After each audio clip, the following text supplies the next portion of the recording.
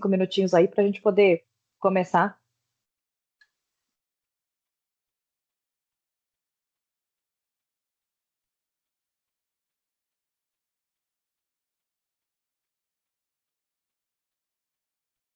Enquanto isso, até interessante já começar a falar, não sei quem conhece a ISA. A ISA é uma organização global que foi criada para lidar com novos padrões, criar novos padrões para a área de automação e instrumentação. Na verdade, lá atrás, nos Estados Unidos, ela foi criada para a parte de instrumentação. Todo mundo que já viu um PNID, viu lá a ISA 5.1 para nomenclatura. Quando a gente fala lá das camadas, MES, PLC e tal, a gente está falando da ISA 95, gestão de alarmes, cybersecurity, todos esses pontos HMI. Existe uma norma ISA equivalente que vai ditar as melhores práticas de desenvolvimento, as melhores práticas para definir a arquitetura de sistemas, visando exatamente uma clareza e produtividade. Então, a ISA é uma organização mantida por voluntários. Nós temos a diretoria da seção Minas Gerais, somos todos voluntários. Assim como vocês, a gente também tem que assinar para ter a membresia, né? E o interessante é o seguinte, você sendo membro, você vira um membro global. Então, por exemplo, para quem está na área de cybersecurity, eu comento com o pessoal que eu estou num dos grupos que eu participo lá da ISA, tá simplesmente o Steve Mustard, que é o cara que escreve a norma, a ISA 99. Então, você consegue ter acesso, conhecer o cara e tirar dúvidas e tudo. E essas pessoas são extremamente comunicativas, eles gostam de participar, eles gostam de interagir. Tem grupos de discussões no próprio. A ISA tem uma plataforma que chama ISA Connect, tipo, para conectividade entre pessoas mesmo. E lá dentro você tem grupos de estudo por norma. Sendo membro, você pode entrar em qualquer um deles. Então, é interessante que você vai beber a água direto da fonte, o mais limpa possível. E não só ver as normas, como também trazer um pouco da sua experiência no seu mercado, trazer algum feedback, por exemplo, sobre algum ponto que não foi abordado na norma, ou que você possa trazer uma prática melhor, que possa ser utilizada por todo mundo, né? Então, você pode ativamente contribuir para que a sua experiência faça parte desse padrão.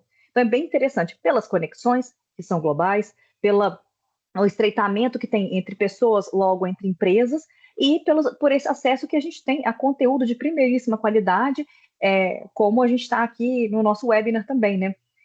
A nossa sessão, Minas Gerais, ela é uma das sessões, é a sessão mais nova do Brasil, da América Latina, na verdade.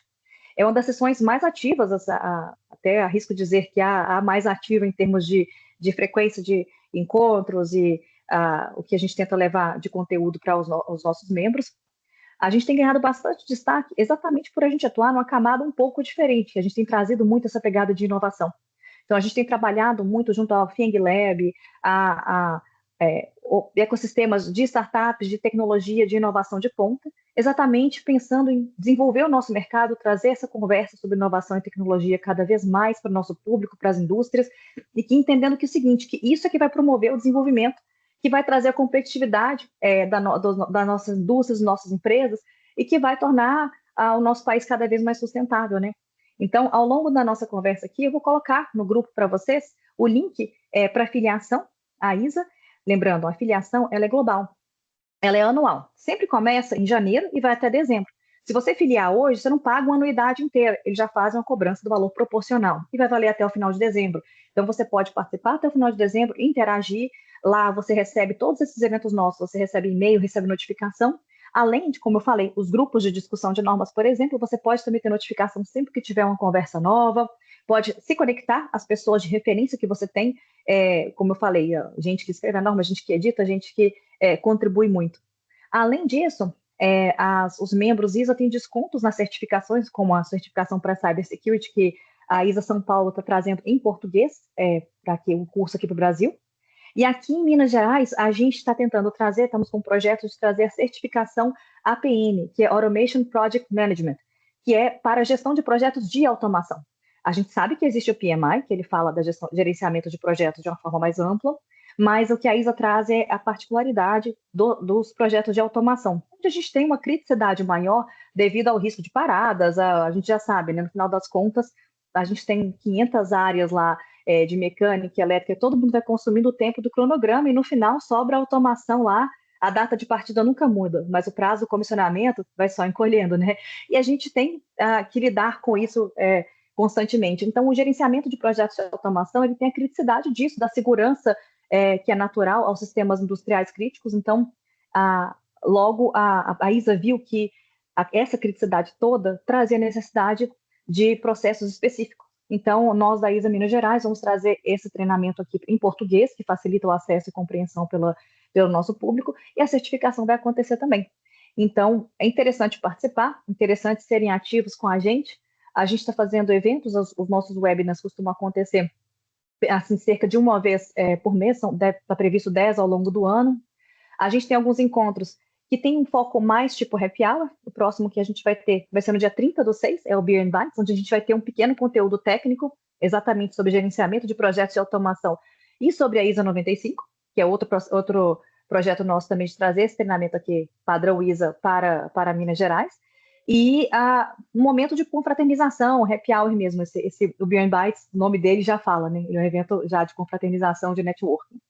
Lá a gente tem sempre os melhores profissionais do mercado disponíveis para a gente conversar e conectar, e a gente, mais uma vez, entende que é isso que faz, que impulsiona todo o nosso ecossistema, né? E a gente vai ter mais um webinar, eu vou colocando essas informações todas no chat que vocês conseguem acessar depois. Então, para quem não me conhece agora, oficialmente, sou Daniele Cavalcante, sou diretora de eventos da ISA Seção Minas Gerais. Então, vou colocar para vocês no chat o link para vocês poderem se filiar à ISA, essa organização global normativa que promove as melhores práticas e tem como valor principal tornar o mundo melhor através da automação. Vou colocar também um link do nosso grupo de WhatsApp, onde a gente costuma divulgar esses eventos, que aí vocês podem ficar um pouco mais atualizados. Hoje a gente está aqui com um dos nossos patrocinadores, que é a Cimatec, a empresa que patrocina a ISA desde o começo, acreditando no nosso valor e acreditando nesse impulsionamento que a gente traz para o nosso mercado. O tema desse evento é IA na automação industrial, os desafios reais de quem implementa. Então, nessa palestra, a gente vai explorar como a inteligência artificial está transformando a automação industrial na prática, abordando os principais desafios enfrentados por equipes que implementam soluções em ambientes reais. A gente vai discutir temas como integração com sistemas legados, qualidade de dados, segurança operacional, escalabilidade e o impacto da IA na tomada de decisão e eficiência dos processos industriais. O nosso palestrante hoje é o Marco Aurélio Piscinini. Ele é engenheiro eletricista com mais de 25 anos no ambiente fabril. Ele é apaixonado por tecnologia e educação e acredita no poder da IA e da visão estratégica para tornar processos industriais mais eficientes e conectados. E antes dele, para dar uma breve introdução em relação à Cimatec, eu vou passar a palavra para o Luiz Paulo, que é o diretor da Cimatec. Boa tarde, pessoal. Bom, para quem não me conhece, como a Dani comentou, né, sou o Luiz Paulo, sou diretor executivo da Cimatec. Eu queria, vou ser bem breve aqui, vou falar um pouquinho da Cimatec, um pouquinho do portfólio nosso, e aí passo a palavra para o Marco, né, que é o objetivo hoje nosso aqui, é discutir aí as grandes questões que vêm sendo debatidas aí no que se diz respeito à inteligência artificial, principalmente com foco aplicado à indústria, né? Ô, Marcos, passa para a segunda aí, só.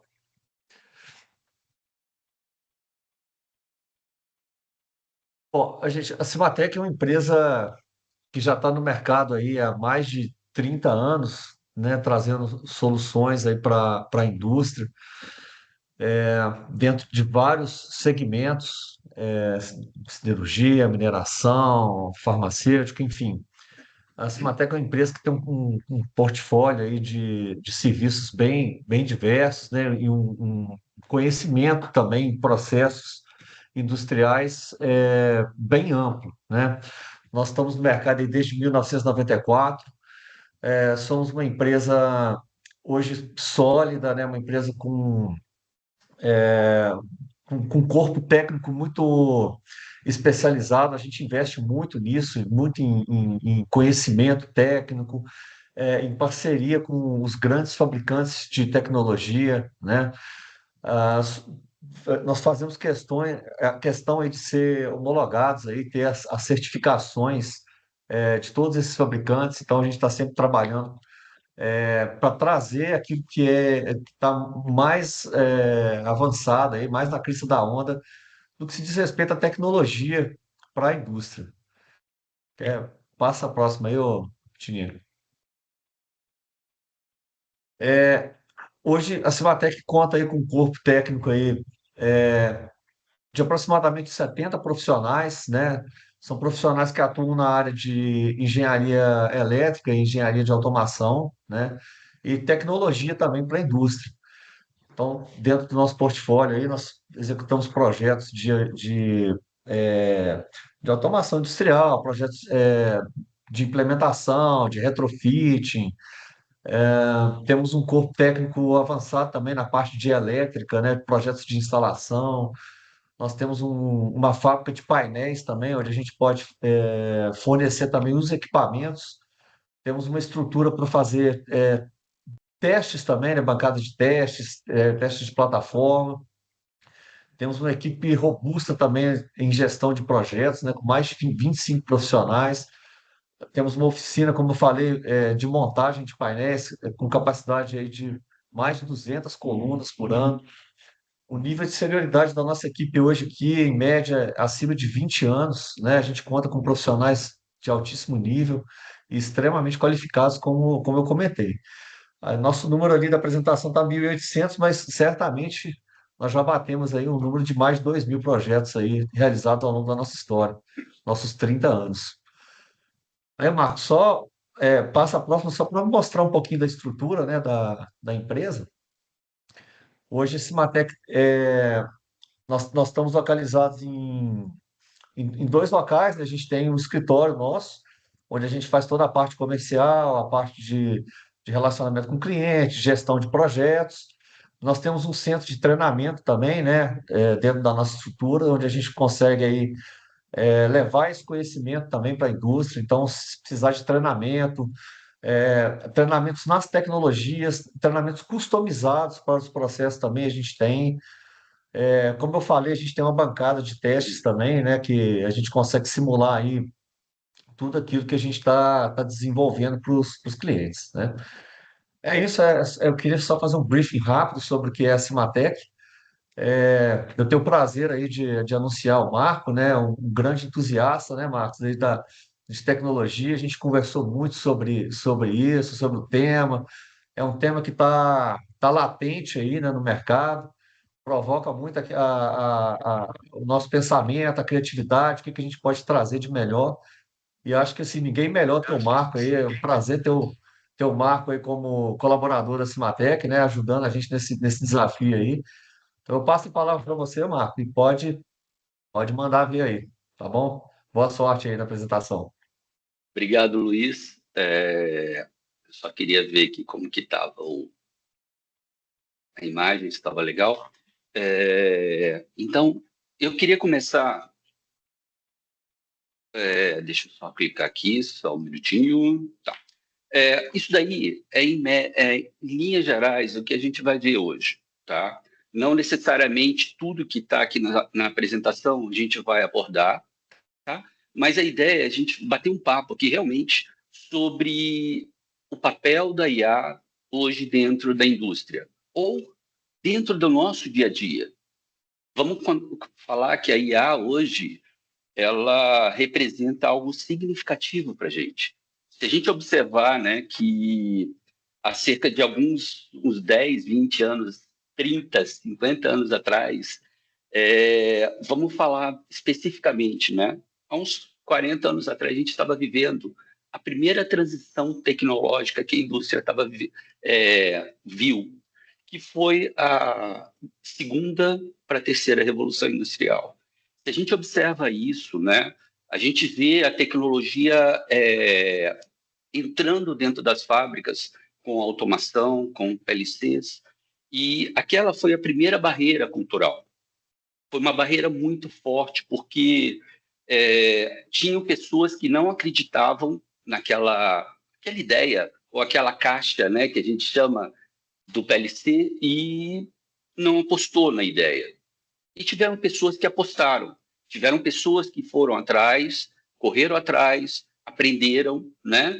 E o diferencial disso, né? Essas pessoas que correram atrás passaram a ganhar 10 vezes mais do que ganhava na linha de produção. Eu acho que essa é a visão que a gente está tendo hoje, né? Esse é o diferencial que a gente está mudando. Há 30 anos atrás, como o Luiz falou, né? Eu estava iniciando minha carreira pós-formado, na Cimatec. Então, isso é muito legal, né? Há 30 anos, eu fui funcionário da Cimatec, 28 anos, foi em 1994, se não me engano, que eu comecei, quase no início da formação. E eu tenho o prazer hoje de ter esse logo aqui atrás, né, da Cimatec. Isso mostra, assim, orgulho de estar nesse time. E eu me lembro que eu fui fazer um treinamento na Fiat. Isso lá atrás, na primeira topologia que a gente teve da linha S7, né, da Siemens. E algumas pessoas ainda naquela época naquela época ainda falavam, poxa, a automação vai tirar meu emprego. Então esse viés, né, já acontecia naquela época. E o tempo passou e hoje a gente está num outro dilema. Que é a IA? Muita gente fala assim, né, o IA, puxa, hoje em dia a IA virou jargão, virou termo, né, para você falar sobre qualquer coisa. Programa, né? Quem já ouviu falar assim, eu vou desenvolver uma IA para resolver esse problema? Baseado em quê? A ideia da IA, né, ela começou lá atrás. Eu ainda na faculdade veio o primeiro conceito de uma rede neural. Rede neural é a base para um estímulo e uma saída, certo? E na sequência a gente teve mais uma ferramenta chamada lógica fuzzy. Então a integração dessas duas ferramentas, elas possibilitam ou vamos pegar, né? Essas duas ferramentas representam a origem do que a gente considera hoje como IA. Então, se a gente observa, né, que a lógica fuzzy trabalha com o conceito de o que fazer, né? A rede neural, ela mostra, baseado no histórico, né, quando e como fazer. Ou, de uma outra forma, né? A fuzzy é como fazer e aí a rede neural traz justamente essa carga de histórico, essa carga de informação. Então, quanta gente fala, né? A IA, eu vou desenvolver uma IA. Legal. Ela teve aprendizado? Qual que é a base que a gente utiliza? Qual que é a baseline que a gente trabalhou para que a gente conseguisse ter essa expressão ou ter essa visão de dado, certo? E aí, dentro desse contexto, né, a gente expande essa visão para dentro da indústria. O que é a IA? Onde ela pode ajudar a gente?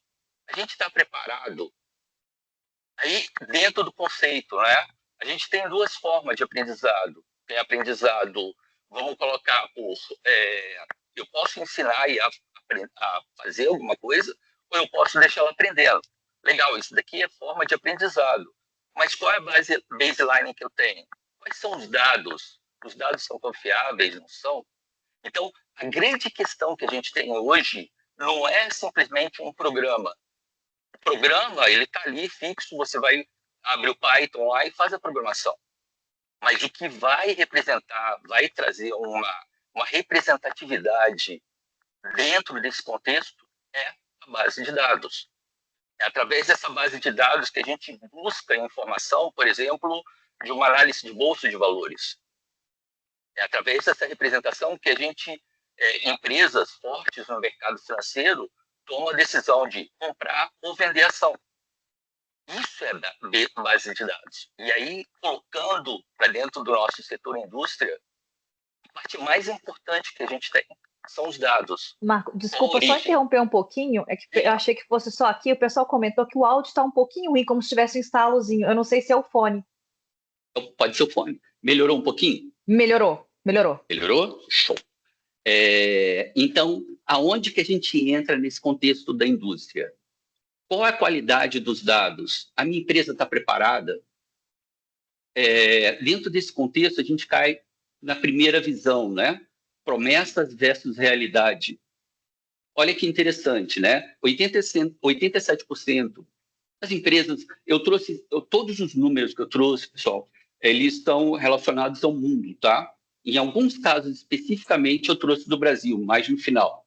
Porque para a gente ter uma visão de onde a gente está, da onde a gente vai. Então, 87% das indústrias planejam aumentar os investimentos, planejam, né? Aumentar os investimentos de IA nos próximos 2 anos. 77% avaliam seus dados como de qualidade média ruim ou muito ruim para IA. Então, a gente já tem aí o primeiro ponto negativo. Se a base de tomada de decisão ou de análise, a gente utiliza os dados para isso, né? E eles não são confiáveis, 77%, dois terços, mais de 2/3, diz que os dados não são confiáveis, né? E 85% dos projetos não passam da fase piloto. Por quê? Porque eles não trazem retorno. Será? Mas será que...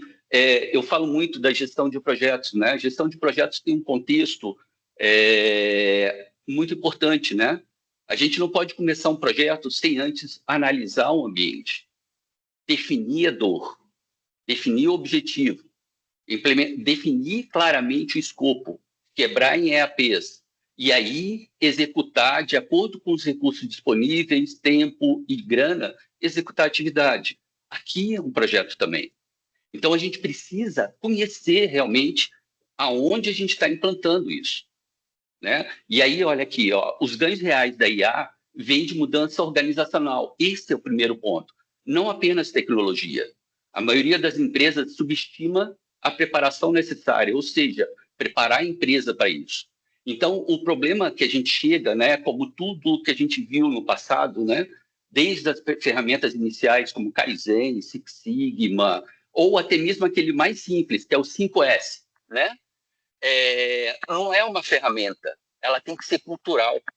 Então, esse conceito tem que partir das pessoas.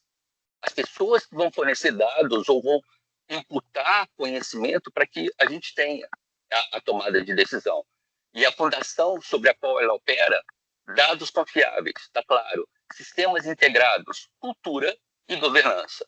Um ponto importantíssimo, né? Governança é um termo, vamos pegar, praticamente novo, né? Mas basicamente, vamos colocar nos dias de hoje, muito importante para a gente. A gente tem governança de segurança, governança de dados, e aí dentro dessa governança de dados está o papel fundamental, né, do nosso ambiente. É um tema extremamente relevante dentro desse contexto. E aí, a gente cai dentro do setor industrial. Oi? Eu acho que seu áudio tá voltando a ficar ruim, cara. Não sei se é alguma coisa aí no seu microfone. Vou experimentar tirar o fone, tá? Vamos ver se vai melhorar. Agora ficou bom. Agora tá ok. Melhor? Agora tá ótimo. Melhor? Show. Peço desculpas, tá, pessoal? Então, quando a gente entra no segmento indústria, a gente tem o primeiro PAC. Por quê? Porque os dados estão lá no setor industrial, estão no chão de fábrica. A gente tem uma relação entre eles, a gente tem como acessar esses dados. Eles estão disponíveis de forma, vamos pegar, né, integrada. Os equipamentos que eu tenho hoje se conectam aos PLCs, que muitas das vezes são legados. Então, a grande questão é como o primeiro ponto vai ser a integração de dados. A integração entre o que eu tenho como plataforma para coletar esses dados e o que eu tenho do outro lado. Por exemplo, um deles que a gente pode vir a utilizar é o broker de dados, o MQTT, o Node-RED, e isso faz a integração entre o que eu tenho, a minha base de dados, e efetivamente o que eu tenho no chão de fábrica. E aí eu passo a coletar essas informações. E aí, dentro dessa ideia, né, a gente tem o ponto, eu acho que primordial do que a gente fala de IA, a qualidade dos dados. E aí a gente tem um pouquinho de análise, né? 67% das empresas cita que a qualidade do dado como principal barreira para escalar. 95% enfrenta problemas de dados durante a implementação e 52% encontra dados inconsistentes que comprometeram os modelos. Aí a gente volta àquele slide anterior. Por que dos fracassos? Por que os projetos não saem do piloto? A gente tem necessariamente, vamos colocar assim, o projeto ele começa até com uma ideia legal, mas por que eles fracassam?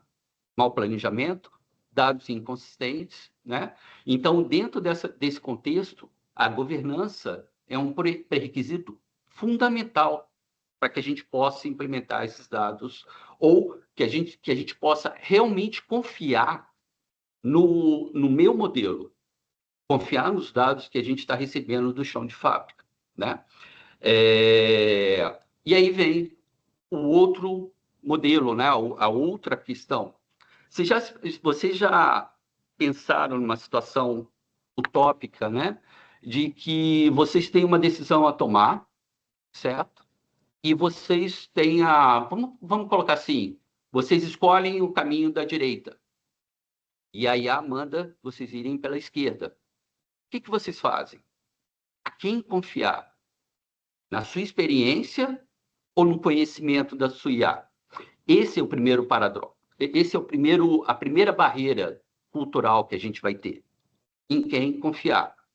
No nosso funcionário que tem 30 anos de empresa ou na IA que foi implementada 2 meses atrás, 1 ano atrás, certo? Então, acima de tudo, né, a gente passa por um processo que o envolvimento do time tem que ser fundamental, mas acima de tudo, a transparência, né, a caixa preta, a gente fala do box da RNA, né, ele é fundamental para que gere aceitação, para que os nossos colaboradores participem da solução final, certo? E aí, com esse contexto, com a integração, com a mobilização de todos e uma requalificação da força de trabalho, a gente consegue vencer os primeiros desafios, né? E até mesmo aqueles mais complexos, né? Que é a manutenção de um processo. Volto a falar do 5S. O 5S é muito claro, né? A gente começa o 5S hoje, amanhã a gente já esqueceu dele, né? Já tem papel na mesa, né? Você já coloca alguma coisa no armário e esquece de organizar porque eu estou com pressa, e assim por diante. Aí você mantém daquela forma até vir um próximo 5S. Então, os desafios de escalar IA industrial são, em sua maioria, mais humanos do que técnicos. E aí a gente vem com um problema que a gente absorveu, né? Os custos operacionais das empresas hoje, né? São muito altos. A concorrência, cada dia que passa, está maior. Então, as margens são muito pequenas. Para você fazer um retrofit de uma planta, o retrofit da automação de uma planta, é muito complexo, porque o custo envolvido é muito grande. E aí a gente tem o legado versus a cibersegurança. Por quê? Mais uma vez, no conceito de projeto, não houve um plano adequado para que a gente pudesse, vamos colocar, fazer a integração desse mundo novo ao legado, ao passado. Essa junção entre os dois mundos é uma junção muito complexa e que muitas das vezes deixa a ponta solta. E aí entra a questão da cibersegurança.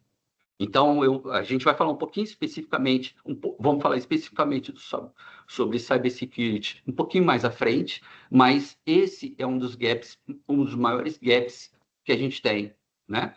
Ou seja, ataques à infraestrutura crítica cresceram em 87% de 22 para 24. Então, essa questão é muito complexa. E aí, para que um pouquinho da onde a gente está e aonde a gente vai chegar, como chegar? Então, o primeiro ponto, né, a gente fala que é da camada 0, lá camada 1, não é isso? Chão de fábrica. O que a gente tem lá de sensores conectados? Qual a qualidade dos sensores que eu tenho? É IP? Não é? Os dados, o histórico, timestamp, base confiável ou não. Próximo ponto que a gente tem é a visibilidade. Aí vem a questão. O que fazer?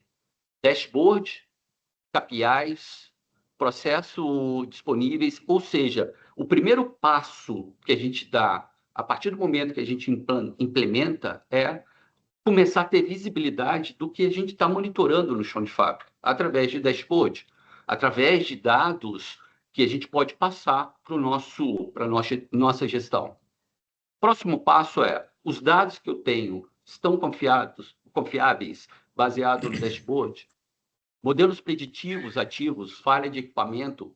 Será que a gente consegue, nesse momento, fazer uma análise de o que está acontecendo no meu chão de fábrica, fazer uma análise de que vamos pegar a vibração de equipamento, tá aumentando 2%, 3% ao longo dos últimos anos?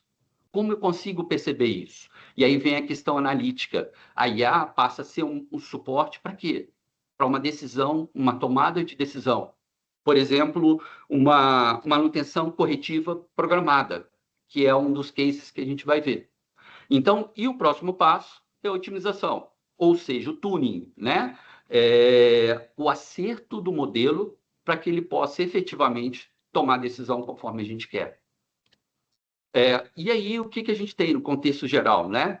A gente tem a Hannover Messe de 2026, que a Cimatec teve presente lá e trouxe um fórum especial aqui no um evento igual a esse, na ISA, né? Quem tiver interesse, eu acho importante lá nesse fórum, né, nesse webinar, a gente traz informações muito legais do que o mercado está oferecendo dessa integração. O que a gente tem de integração entre, vamos pegar, o contexto de automação e o contexto de supervisão.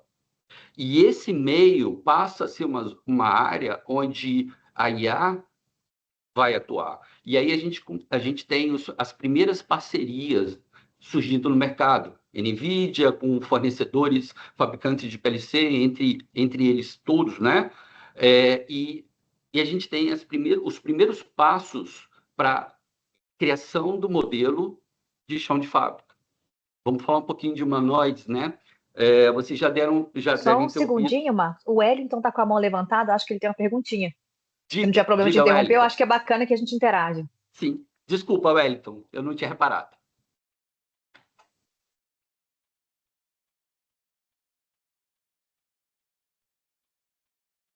Wellington, acho que seu microfone está fechado. Não sei se está falando, mas aqui não está aparecendo. Uhum.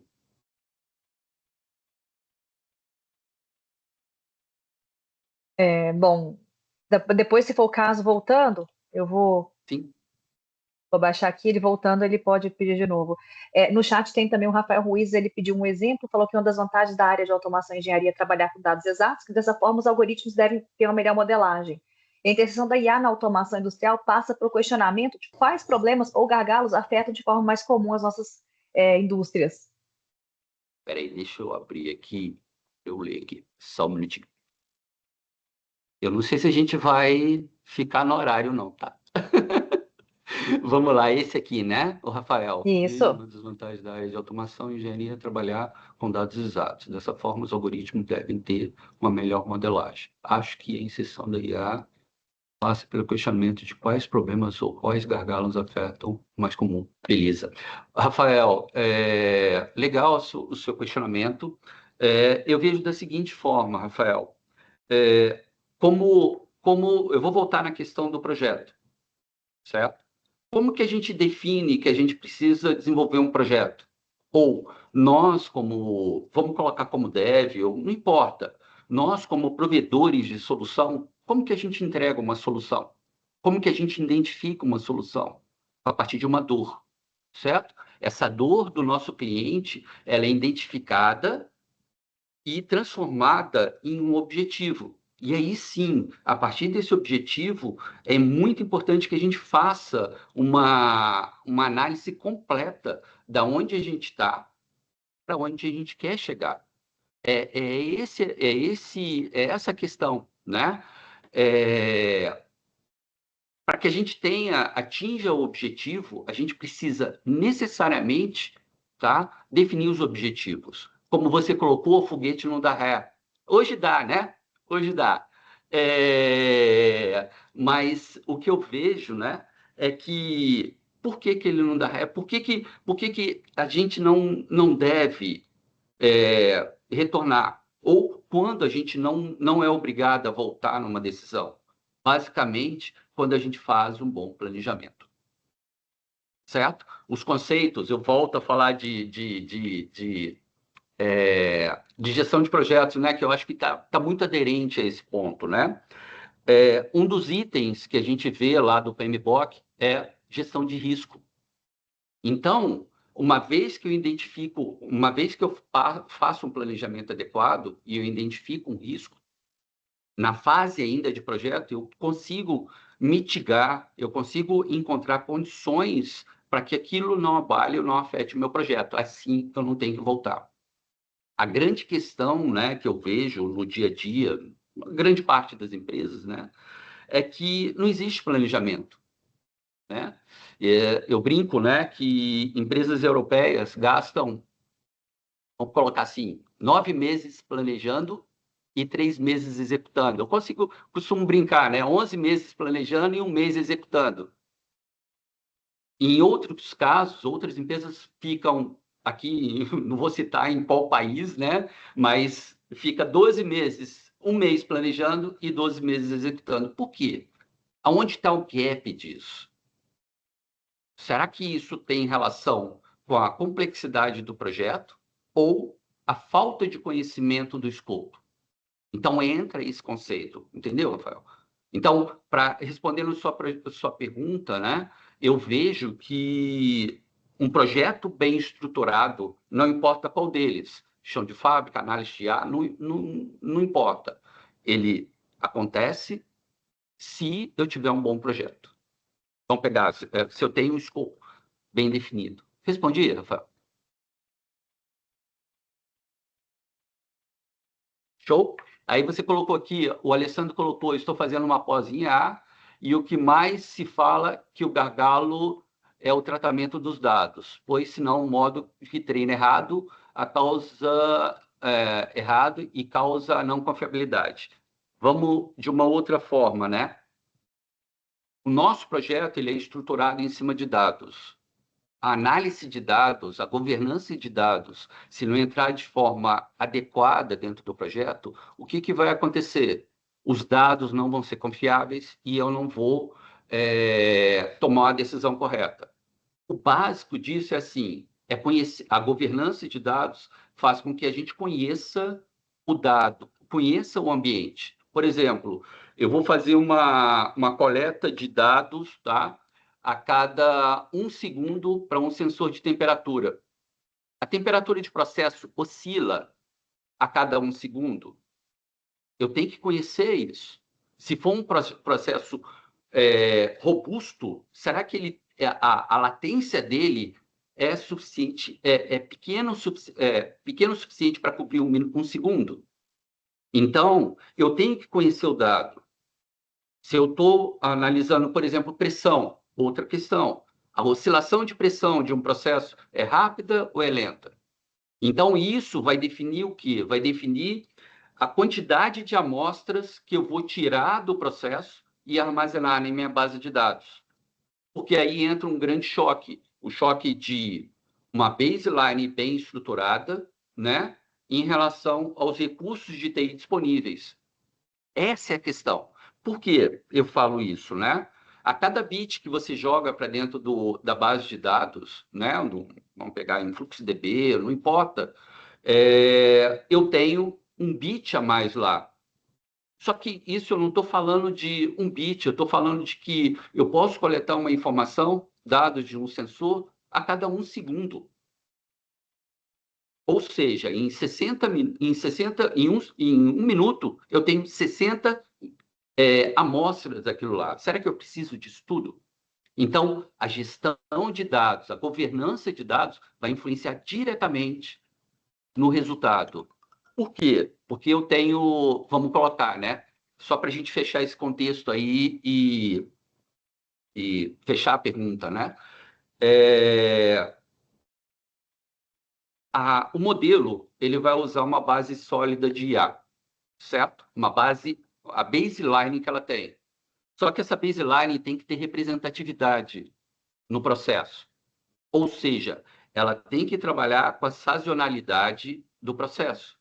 Não adianta eu ter uma sazonalidade anual que é o que a maioria das empresas tem, que é o consumo, e eu utilizar uma coleta de 3 meses. Para que eu tenha uma sazonalidade adequada, eu tenho que ter pelo menos 3 ciclos. Ou seja, eu tenho que armazenar 3 anos. Para que eu tenha dados confiáveis. Para que eu possa... Porque hoje está quente, né? Amanhã está frio. A temperatura externa vai influenciar no meu processo? Está mais seco, mais úmido, certo? Isso tudo vai influenciar os dados de processo. E eu não tenho, são variáveis dinâmicas, né? E o meu processo é completamente relacionado às variáveis dinâmicas, temperatura de ambiente, etc. Legal? Eu vou voltar para a apresentação, senão a gente não fecha. Legal? Legal, falamos um pouquinho sobre esse ponto. E onde a IA realmente vai entregar? Na preditiva, como a gente já falou, a preditiva é um dos pontos mais fáceis de avaliar. Eu consigo colocar um sensor qualquer, que seja temperatura, pressão, vibração. O mais visível para a gente é a vibração em cima de motores. Então, eu consigo determinar, baseado no paper do fabricante, quais são os índices de vibração que a gente tem para aquele equipamento e quando eu chego no limite do equipamento. Então, mais aonde? Controle avançado de processo, ou seja, redução de consumo energético, inspeção visual por IA, detecta defeitos que o olho humano não vê, agentes de IA em engenharia, onde eu tenho a automatização ou a revisão de códigos, ou até mesmo a automatização de código. Né? Eu vou pegar um finalzinho do nosso webinar, se é que a gente tem, né? Para quê? Para mostrar, eu tenho um laboratório em casa e essa questão de revisão de código, essa questão de geração de código, o ambiente que eu tenho em casa é completamente autônomo. Eu não tenho mais, eu passei do limite em que eu precisava digitar uma linha de Python. Hoje em dia, eu simplesmente, no prompt do agente que eu tenho nos 2 servidores lá em casa, eu simplesmente digito, eu quero um relatório, eu quero que você acesse, eu fiz isso hoje, eu vou mostrar no final da apresentação. Eu quero que você acesse as bases que a gente tem na internet, faça um download de todas as bases que a gente tem de termografia, análise termográfica, tá? Faça um download, analise os dados, gere o primeiro relatório, compare com o laudo disponível, faça os tunings necessários para que o nosso laudo seja igual ao laudo disponibilizado na internet. Isso daí são os agentes de IA automatizando, a gente não precisa mais digitar.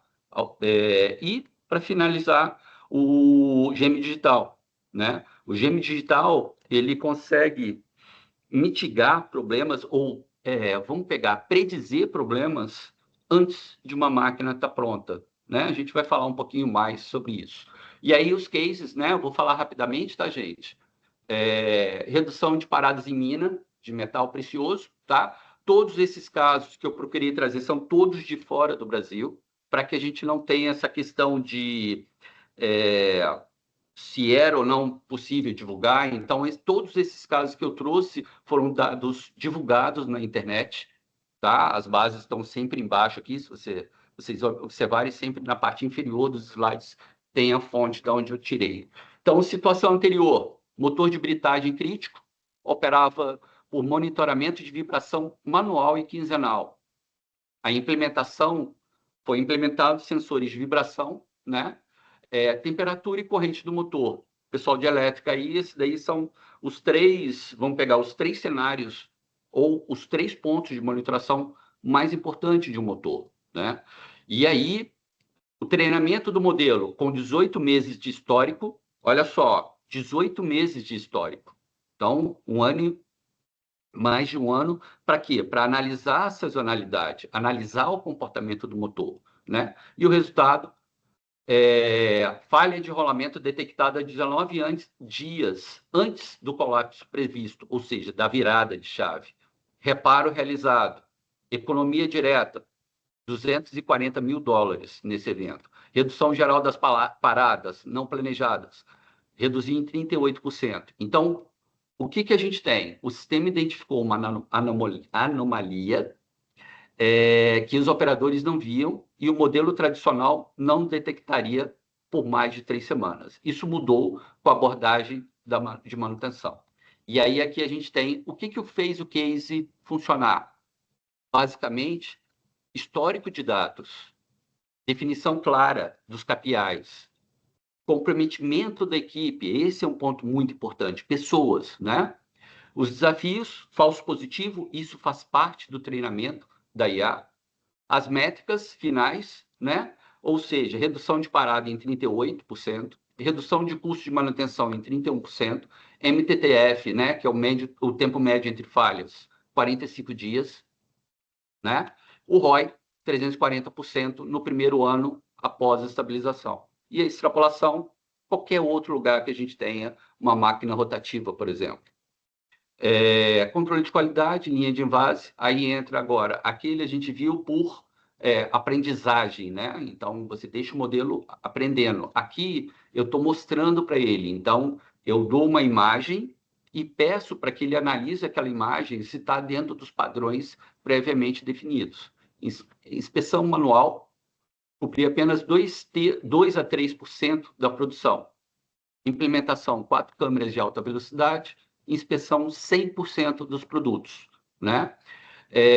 Redução de resíduos por retrabalho, 22% de payback em 14 meses. Aprendizado, a IA, a divisão funcionou porque o dado era intrinsecamente rico e rotulável. O desafio não foi a tecnologia, foi identificar o que era certo e o que era errado. Ou seja, um processo de aprendizagem, arquitetura, câmeras, integração com a automação existente, muito importante, porque o processo já estava automatizado. Eu tinha que integrar isso ao processo. Gestão de mudança, resistência inicial, importante, dos supervisores de qualidade, a máquina vai errar, né? Vai. Você precisa treinar, igual nós erramos. Quantas vezes, né? Todos os dias, várias vezes, né? Mas é legal, né? Eu vi uma reportagem do Elon Musk, né? Tá no Netflix, inclusive, né? E é um documentário muito legal que fala do projeto da SpaceX. E aí ele fala que a gente errando, a gente aprende. Se a gente não erra, se a gente faz uma coisa certa, a gente não aprende com aquilo dali, certo? E aí vem um outro paradoxo, né? A gente não pode se dar o luxo de errar em coisas que a gente sabe. Então, como o sistema Toyota lá de trás, com 7 mudas, né? Então, a partir do momento que a gente identifica um erro, vamos colocar a cunha de padronização e assim dar sequência no processo. Então, errar, a gente pode se dar o luxo de errar onde a gente não conhece, mas a gente tem que mostrar para a IA, para o modelo, onde ela está errando e pedir para corrigir. Aí a linha de manufatura ainda, antes, controle P&D convencional, implementação de um MSPC, né, na linha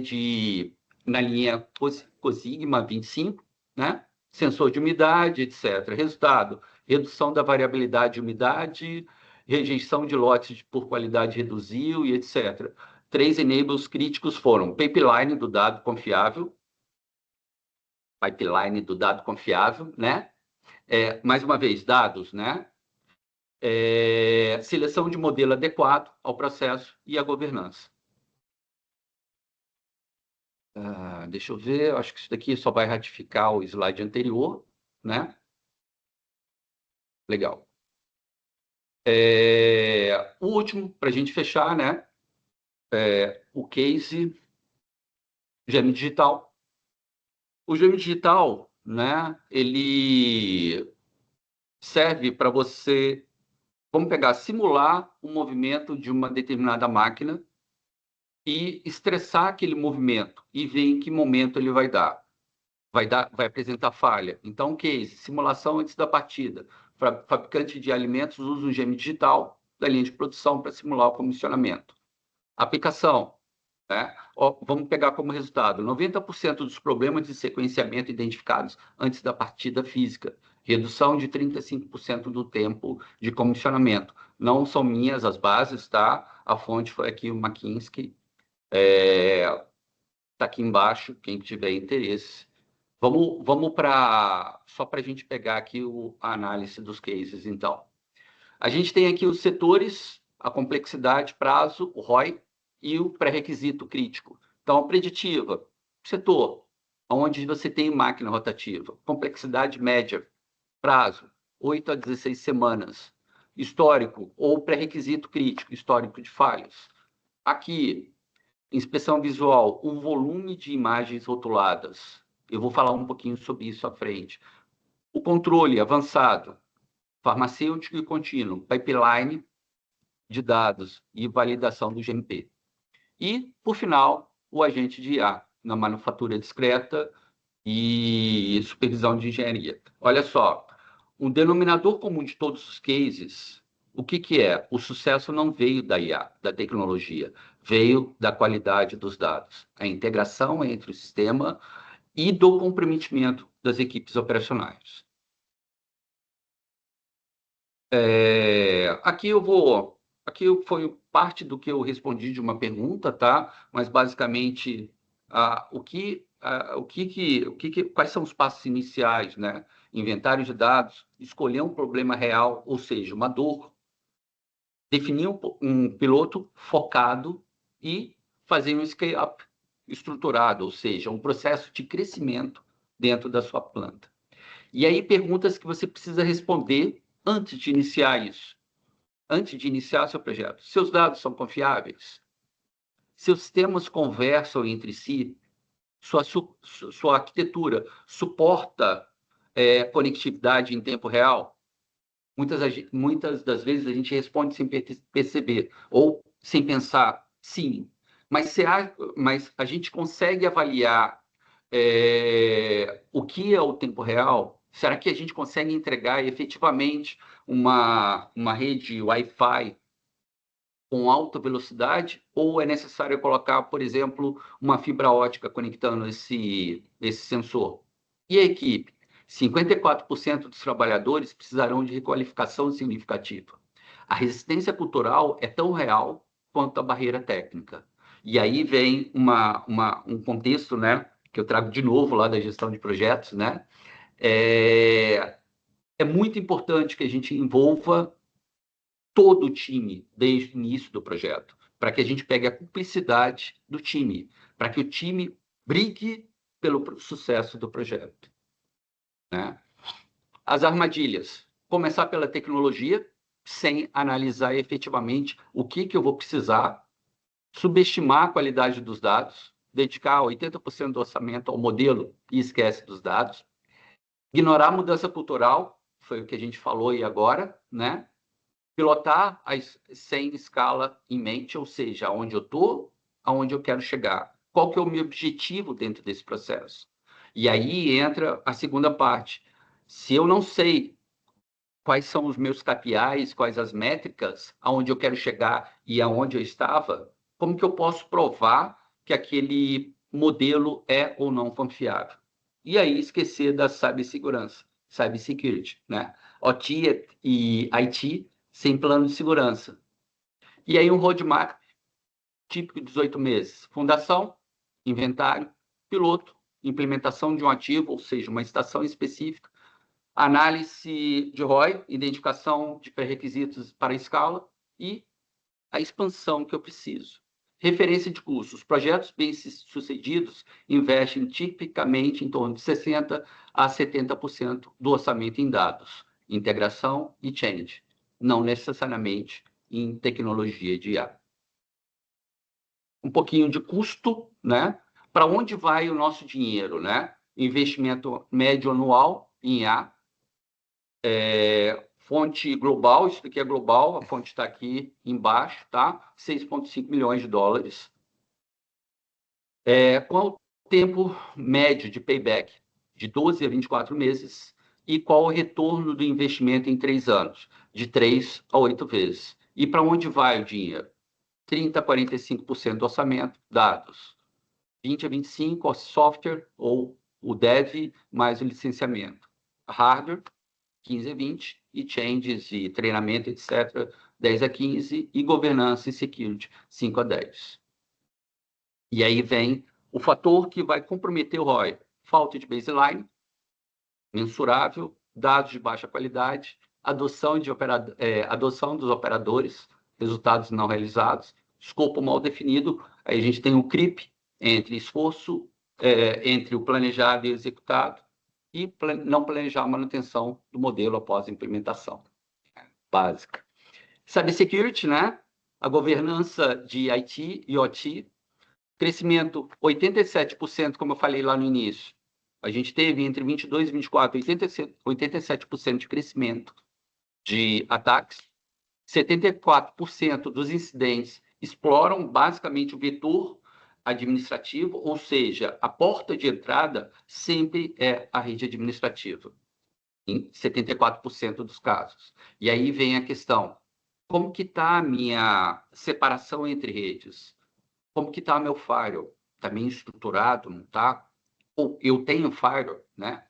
Custo médio de um incidente de segurança em ambiente de manufatura, 2,9 milhões. Isso daí vai depender do tamanho da empresa, né?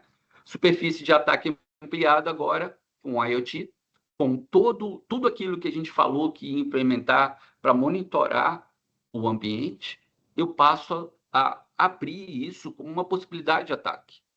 E aí vem as boas práticas, né? A IEC 62443, segmentação de rede, autenticação por multifator, monitoramento de tráfego em tempo real, tanto na rede OT quanto na rede administrativa, e no firewall, da mesma forma, plano de resposta e atualização de firma de CLPs negligenciada em 78% das empresas. É um ponto muito importante. E aí o que vem a seguir? IAs autônomos, né? A IA que planeja, executa e valida as tarefas de engenharia. Robótica autônoma no chão de fábrica, né? Robôs humanoides. Isso daqui é legal, né? Vocês devem ter ouvido aí não sei se vocês leram a reportagem de que a Tesla desativou 2 ou 3 linhas de fabricação de carros para fazer a fabricação de robôs. E aí vem o conceito. Se ele é um visionário, esse é o caminho, né? Fábrica automatizável, né? Ou seja, a IA vai aprender e vai gerar o que eu preciso. IA generativa para operadores, regulatórios e sustentabilidade como driver. Esse ponto eu passei um pouquinho mais rápido para que eu possa mostrar um ponto aqui legal para vocês. Cadê? Está aqui. Olha que legal, gente. Isso daqui é o laboratório que eu tenho lá em casa, tá? O nome do laboratório é Maia, peço desculpas, isso daqui...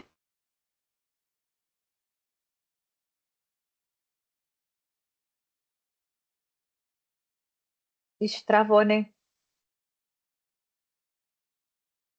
Sim. Você tava- caiu aí. Vamos ver se ele com medo volta aí. seu. Travou sorrindo aí. A cara foi boa, pelo menos, né? Eu acho que a IA dele travou lá para ele não falar muito. Tava abrindo muita informação, né? É isso aí. Ou alguém de cibersegurança está atacando aí, hein? Testando. Vou dar uma ligadinha para ele aqui para saber. Uma bomba pode ter caído na internet.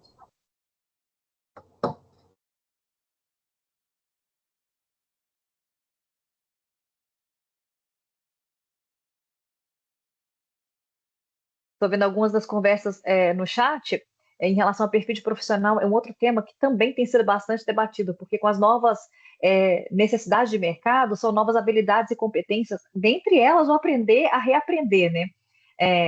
Às vezes é uma linguagem de programação que aparece hoje, que amanhã já não é a mais utilizada. Então, o que eu tenho visto do mercado é mais do que uma linguagem de programação ou uma tecnologia em específico, a capacidade de dominar várias tecnologias e de chavear. Você pegar aquele conhecimento de métodos que você tem e conseguir transpor ele para a próxima tecnologia que vai aparecer no mercado. Então, essa habilidade, essa plasticidade cerebral é que o mercado tem valorizado bastante ainda, principalmente nesse cenário em que o desenvolvimento profissional, a quantidade de cursos que a gente consegue online, até a exposição ao conhecimento, ela tem, entre aspas, sido facilitada. Porém, a capacidade analítica do profissional e a capacidade dele de fato, conduzir, traduzir esse conhecimento em resultado é que vai ditar a diferença. Então, em relação a habilidades e competências, o que eu tenho mais visto o mercado colocando é isso. O profissional, às vezes, em cada empresa, em cada ponto que você vai atuar, o sistema vai ter interfaces diferentes, conectividades diferentes. Porém, quanto mais você souber analisar o cenário e daí para frente definir o que você precisa complementar de conhecimento, mais você vai conseguir sobreviver nesse cenário de tantas tecnologias interagindo de forma complementar, né? Acho que o Luiz deve estar conversando com ele. Estou de volta. Voltou. Eu tive que acionar o plano B de conexão à internet, tá? Marco, morreu, o plano B tá... Deu certo. Isso. A simulação deu certo, viu, Marco? Deu certo. certo. A simulação Assim, deu certo, funcionou. Tudo planejado. A gente ratifica que se a gente não tiver uma redundância, né? O que vai acontecer? Na hora que a gente precisa, né? Como diz Murphy, né? A hora que você precisar que não falhe, vai falhar. Então, você tem que ter um backup. Sim. Deixa eu voltar aqui. E aí, né? Isso daqui faz parte, eu não sei onde vocês perderam, mas eu só vou falar aqui do MedSun, que faz análise de dados, e o Ministral 8B, que ele é a inteligência do processo, tá? Esse ambiente, para mim, hoje, é completamente autônomo. Então, se eu chegar no modelo aqui agora e pedir para ele alterar o relatório, ele vai alterar. Se eu pedir para ele acessar a base e fazer uma coleta, ele vai fazer essa coleta. Ele mesmo faz a regulação. Então, eu comecei esse projeto deixa eu só chegar isso daqui um pouquinho para cá, tá? Eu comecei esse projeto com isso daqui. Puder compartilhar? Tá? Isso daqui é uma análise, eu comecei com análise de câncer, sabe? Onde você tem imagem... Sua tela não foi compartilhada não, cara. Não? Puxa vida, gente. Espera aí. Agora sim. Desculpa, mais uma vez. Positivo, estamos vendo agora. Legal. Então, o primeiro projeto que eu fiz foi associado à área médica, que foi um relatório comparativo. A gente tem disponível na internet vários laudos vamos pegar, de colonoscopia, de exame dermatológico, vários itens. E o que eu fiz? Eu pedi a IA, ou o meu modelo, para acessar a internet e fazer um download de toda a base que ele encontrasse. Aí ele acessou, deixa eu só chegar um pouquinho para cá, ele acessou a base e trouxe isso daqui para mim, olha, cadê, onde estão os modelos? Só para vocês entenderem como funciona o processo de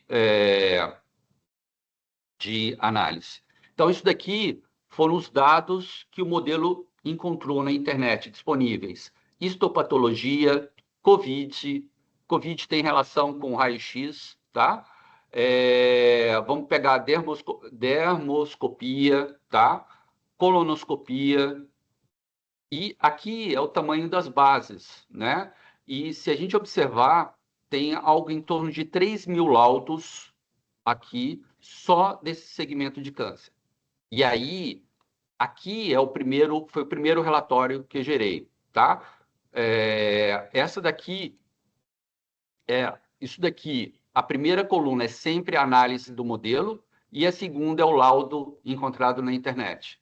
Olha a análise do modelo e a análise e o laudo que estava na internet. Então, a análise do modelo ela está muito mais detalhada do que a análise ou o laudo encontrado na internet. O laudo que estava associado a esse exame. Vamos para outro caso. Mesma coisa. Aqui eu tenho o laudo gerado pelo modelo. Aqui o laudo gerado nesse exame especificamente. E, por fim, esse daqui é o último exame, né? Aqui é o laudo, né? eu trago detalhes, né? O modelo traz detalhes de como tem que acontecer, qual é a biópsia, o que tem que fazer, tá? Detalhes específicos do processo. Aí a gente vai falar, putz, mas isso não é minha área, né? Legal, vamos mudar um pouquinho então para parte de inspeção industrial. Aí eu falo assim, né? Inspeção industrial tem relação com o modelo médico? Não, mas o modelo médico, ele é utilizado, né? Esse cara aqui, o MedSun, ele é utilizado para quê? Para analisar a imagem com uma precisão extremamente elevada. E aí o que eu consigo fazer? Mais detalhes, mais riqueza numa inspeção visual industrial. Por exemplo, vamos pegar aqui, ó, isso daqui é as análises, tá? Magnética, aqui eu faço análise de solda, trilha interrompida, cobre, inclusão metálica, e aí vem as análises aqui. Análise magnética, e aí ele vem com os laudos. Vamos pegar isso daqui específico, ó. Isso daqui é a contextualização, inclusão de partículas de alumínio ou óxido metálico alinhadas na direção da laminação, classificada como tipo B, série de inclusões alinhada, e aí vamos para o achado. Identificada na direção de laminação, série distribuída ao longo de aproximadamente 60%, e causa provável, desoxidação incompleta na aciaria, falha no processo de ligotamento contínuo ou com incorporação de inclusões na matriz metálica durante a solidificação, ausência de tratamento de escória no processo. Quem definiu isso foi o modelo. Certo? E tem outros exames aqui, tem outras análises, né? Outras aqui que eu acho que não vem ao caso, né? Proposta do valor industrial, pipeline, né? O modelo MedSun trabalhando e etc. E para fechar, isso eu gerei hoje, né? Eu não, né? Eu pedi para ela gerar hoje cedo, né? O relatório agora da tarde. Pedi, acessa a internet, baixe os laudos que a gente tem de análise termográfica, tá? E faça um tuning ou um ajuste do modelo para analisar esse tipo de condição. Eu vou pegar vamos pegar alguns modelos aqui, pegar esse aqui, ó, né? Achado, uma imagem termográfica mostra uma região focalmente quente na porção superior do aço, e aí ele vem com a análise, e aqui eu venho com o que foi encontrado. Então, eu tenho aqui uma análise com modelo ainda não treinado 100%. Como eu falei, eu baixei esse modelo, eu fiz essa análise agora à tarde. Então, aqui está a base do modelo. Eu preciso treinar ele um pouquinho ainda, né? A similaridade semântica aqui, ela fica baixa, por quê? Porque na maioria dos casos o texto está em inglês, e aí ele dá essa divergência com a similaridade. E esse daqui é um outro ponto legal, né? Esse daqui é de uma hélice de um gerador eólico, né? Onde eu tenho uma quebra no padrão de temperatura, na